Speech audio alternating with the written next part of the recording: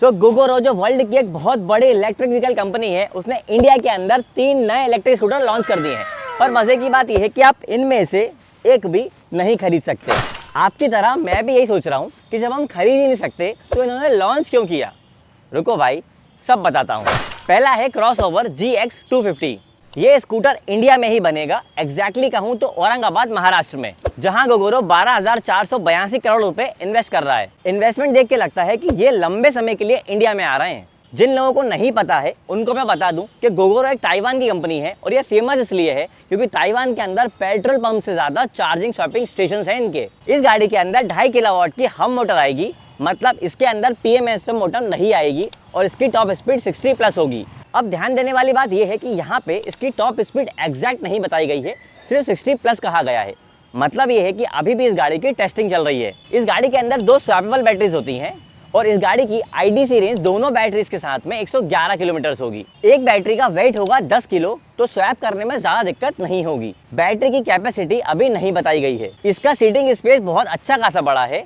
Wheel base की बात करूं तो 1400 mm का है। अगर आपको व्हील बेस का आइडिया लेना है तो मैं आपको बता दूं कि एथर का जो व्हील बेस है वो तकरीबन 1300 mm का है। अब सीट की बात करूं तो इसमें खास बात ये, सीट के अंदर आपको 2 पार्टीशन दिए हुए हैं। पीछे वाला जो पार्टीशन है आप उसको फोल्ड कर सकते हैं और चलाने वाले बंदे के लिए वो बैक रेस्ट बन जाएगा। अब चाहें तो वो जो पीछे वाली सीट है वहां पे कुछ सामान रख सकते हैं या फिर उसको निकाल के अलग भी रख सकते हैं। अब अगर फ्रेम की बात करें तो इस गाड़ी का फ्रेम अच्छा खासा और बहुत मजबूत दिया गया है। गोगोरो ने इसके अंदर ट्यूबुलर स्टील फ्रेम दिया है और इसकी लोडिंग कैपेसिटी 200 किलो तक की है। टायर साइज भी 14 इंच है, तो टायर भी अच्छे खासे बड़े दिए हुए हैं। फ्रंट के अंदर आपको इसमें अलॉय व्हील्स मिल जाएगा। इस गाड़ी में ब्रेक्स और सस्पेंशन दोनों अच्छे लेवल के दिए गए हैं। अगर मैं सस्पेंशन की बात करूं तो आगे और पीछे आपको दोनों ड्यूल सस्पेंशन मिल जाते हैं जो कि मजबूत है और नहीं टूटेंगे। उसके बाद अगर हम ब्रेक्स की बात करें तो आपको यहाँ पे कंबाइंड ब्रेकिंग सिस्टम मिलता है। मतलब कि आप पीछे वाला ब्रेक लगाओगे तो आगे वाला ब्रेक साथ में लगेगा और आगे आपको डिस्क ब्रेक मिल जाता है। तो गोगोरो का अभी इंडिया में टाई अप चल रहा था जिप इलेक्ट्रिक के साथ में, जो कि डिलीवरी पार्टनर्स होते हैं, तो वो डिलीवरी के लिए व्हीकल यूज करते थे। पर जब मैंने उनके व्हीकल को चलाया था तो मुझे समझ में आया था कि ये व्हीकल इंडिया के हिसाब से नहीं है, क्योंकि इसका ग्राउंड क्लियरेंस बहुत ज़्यादा कम है और गाड़ी जो है वो रोड पर टकराती है। डिलीवरी पायलट जो थे उनका भी यही फीडबैक था।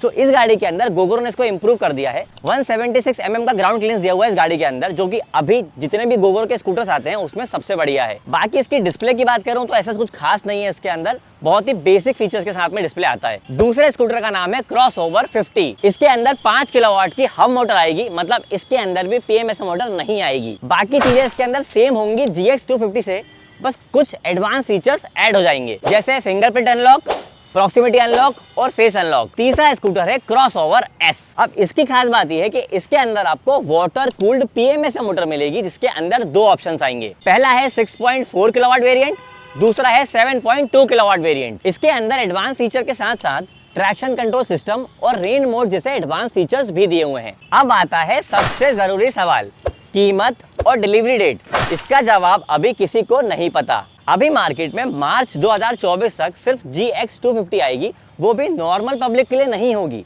वो business to business B2B companies जो लास्ट माइल डिलीवरी करती हैं, जैसे जिप इलेक्ट्रिक और फ्यूचर EVs। और शायद 2024 के एंड में आप लोग यानी कि इंडिविजुअल बायर्स वो गाड़ी खरीद सकते हैं। इसी वजह से कंपनी ने इसका प्राइस भी डिस्क्लोज नहीं करा है। क्रॉसओवर 50 और क्रॉसओवर X ये दोनों गाड़ियां भी 2024 के एंड तक ही मार्केट में अवेलेबल होंगी, पर वो नॉर्मल कस्टमर्स के लिए, इंडिविजुअल कस्टमर्स के लिए अवेलेबल नहीं होंगी। वो भी बिजनेस टू बिजनेस यानी कि जो लास्ट माइल डिलीवरी कंपनीज होती हैं उनके लिए अवेलेबल होंगी। अब मुझे लगता है कि ये दोनों गाड़ियां इंडिया में नहीं बनेंगी, ये दोनों गाड़ियां शिपिंग होंगी, क्योंकि कंपनी ने इसे अपनी ऑफिशियल वेबसाइट पे मेंशन करा है कि इसको वो शिपिंग करके लेके आएंगे। पहले ये व्हीकल्स दिल्ली, NCR और गोवा के अंदर आएंगे, उसके बाद मुंबई और पुणे।